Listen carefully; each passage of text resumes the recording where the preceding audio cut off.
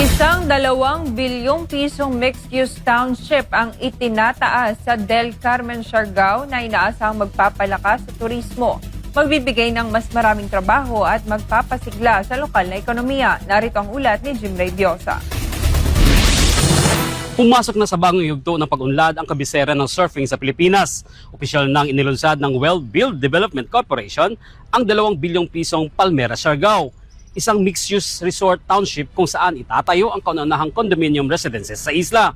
Inaasahan itong magbubukas ng mas maraming oportunidad sa turismo, pamumuhunan at kabuhayan.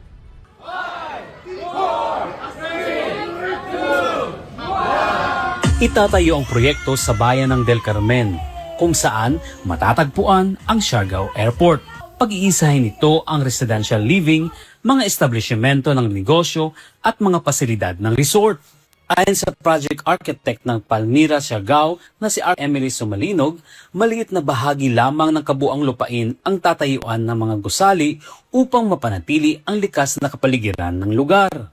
Palmera, Siargao. So definitely, we really wanted to create a space, that is really culturally bonded. However, we wanted to really preserve what is the real culture in the land.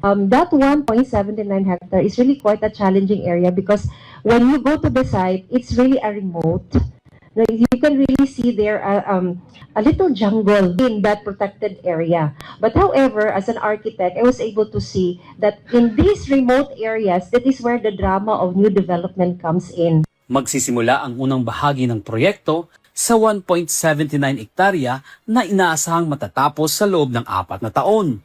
Kasalukuyan nang isinasagawa ang road development at land preparation, habang nakatakdang simulan ang pagpapatayo ng commercial facilities sa susunod na buwan. This is the first ever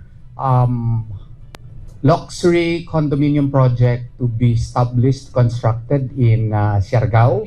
And as you can see, the land use of what you call the Siargao today is solely concentrated on residential as well as commercial establishments. But you have not seen yet a condominium project. But through this project, this is going to be the first ever condominium project to be launched, implemented in Siargao.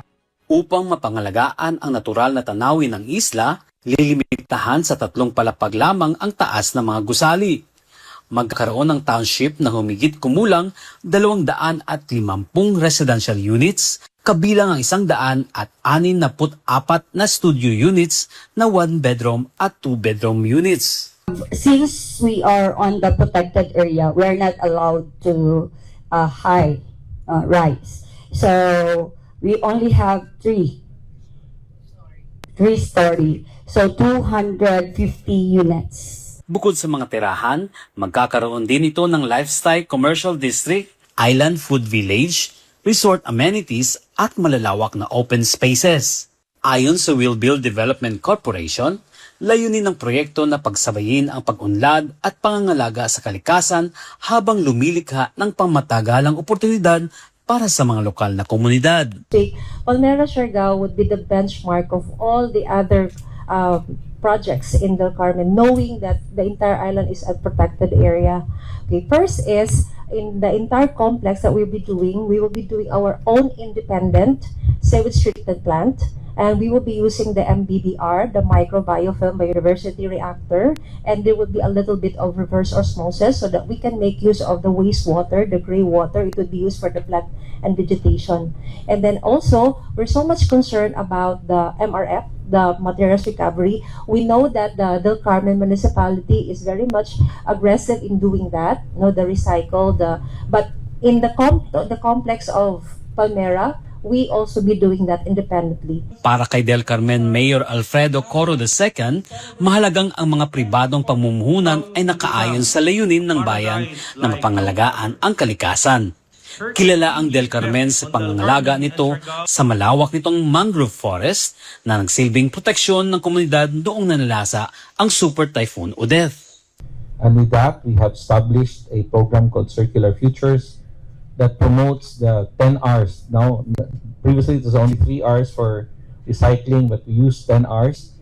to ensure that whatever potential waste classification that there will be, we have a response and a solution for it in terms of anticipating the growth that will be driven by the investment of Palmera.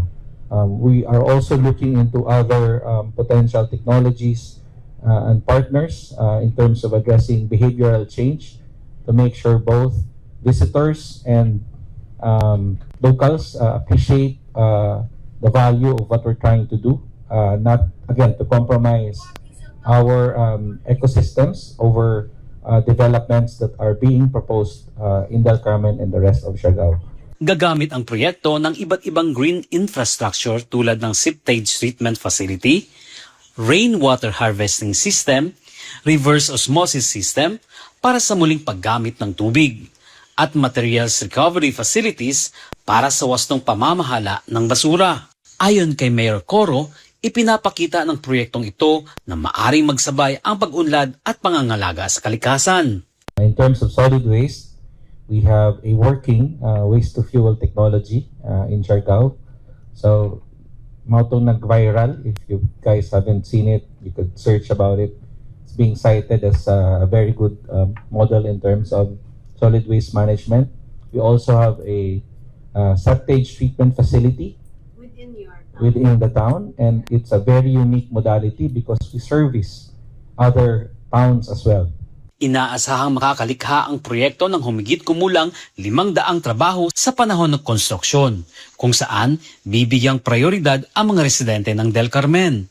Magbubukas din ito ng mga permanenteng trabaho sa turismo, retail at property management. Kasabay nito, nakatakda rin ang pagpapalawak ng Siargao Development upang matugunan ang inaasang pagdami ng mga turista at mamumuhunan sa isla. And to all interested to be part of Palmera Siargao, just contact our page and the website.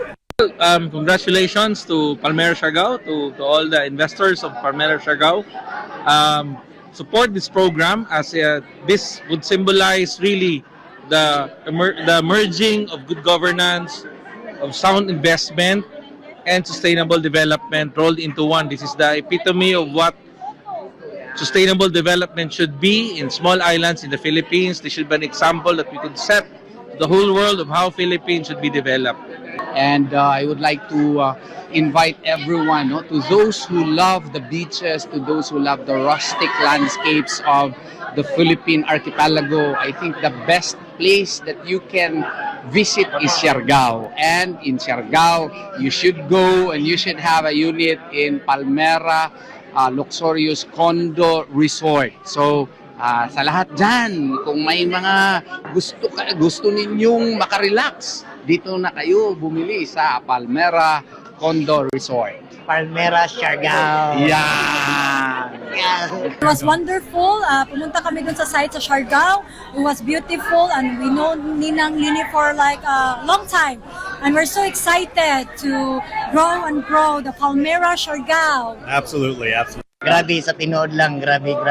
Grabe ka nindot ang Palmera Siargao sa mga gusto mag-invest diha pohon sa Siargao, sa Palmera, diha na mo pag-adto kay grabe ka the best.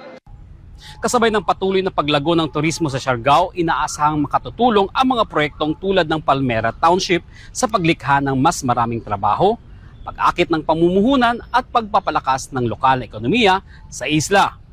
Mula dito sa Cebu, para sa Diyos at sa Pilipinas nating mahal, Jim Ribiosa, SMNI News.